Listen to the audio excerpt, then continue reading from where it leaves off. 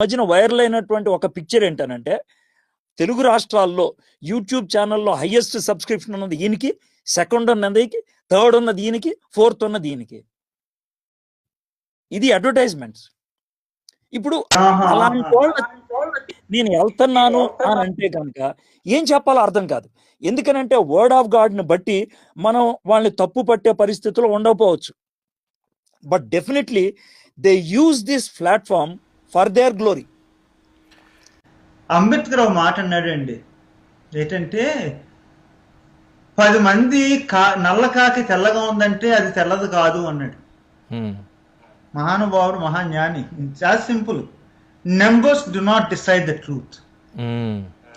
అంకెలతోనూ సంఖ్యలతోనూ సత్యాన్ని కొలవద్దు అని చెప్పి, అంతే. క్లియర్ అండి. అది సోషలాజికల్ గా చెప్తున్నాను. ఓకే, 2 థియలాజికల్గా వస్తాను. ఏంటంటే సబ్స్క్రిప్షన్ నెంబర్లతోనూ, సబ్స్క్రైబర్ నెంబర్లతోనూ, మార్కెట్ రుచులతోనూ నా సువార్త నిండిపోయింది, షేప్ అయింది, రూపొందించబడింది అంటే నాకు శ్రమ. ఐటీతో పనిచేస్తాను కదండి. అనలిటిక్స్ ఉన్నాయి కదా యూట్యూబ్లోని.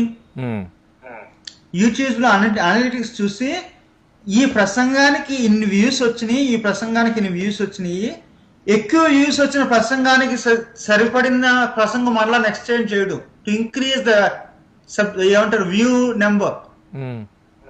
So who is deciding what your gospel is? మీరు చెప్పేది ఎవరు డిసైడ్ చేస్తున్నారు? ఆత్మ, వ్యూవర్.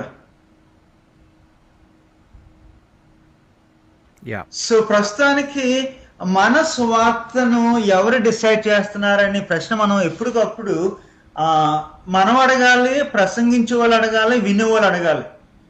అందుకనే కల్టకు దూరంగా ఉండాలంటే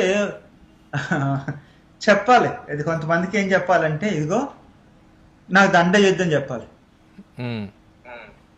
ఒక్కోసారి చెప్పాలి, ఇదిగో నన్ను నమ్మొద్దు అని చెప్పాలి. ఒక్కోసారి చెప్పాలి, నాకు సబ్స్క్రైబర్స్ బాగానే ఉన్నాయి కానీ ఆ subscriber number does not decide. అది నిర్ణయించదు సత్యాన్ని, ఆత్మే నిర్ణయిస్తుంది అని చెప్పాలి. నేను ఎలా చెప్తుంటే నేను డైనోసార్ అనుకుంటారండి చాలా మంది. పాతకాలం పురాతనుడు, వీడికి ఏం తెలుసు అనుకుంటారు. కానీ నాకు పూర్తి నమ్మకం ఏంటంటే సత్యం అనేది నిర్దేశించాల్సింది, నడిపించాల్సింది పరిశుద్ధాత్మ దేవుడు. యూట్యూబ్ సబ్స్క్రైబర్స్ కాదు, ఫేస్బుక్ ఫ్రెండ్స్ కాదు.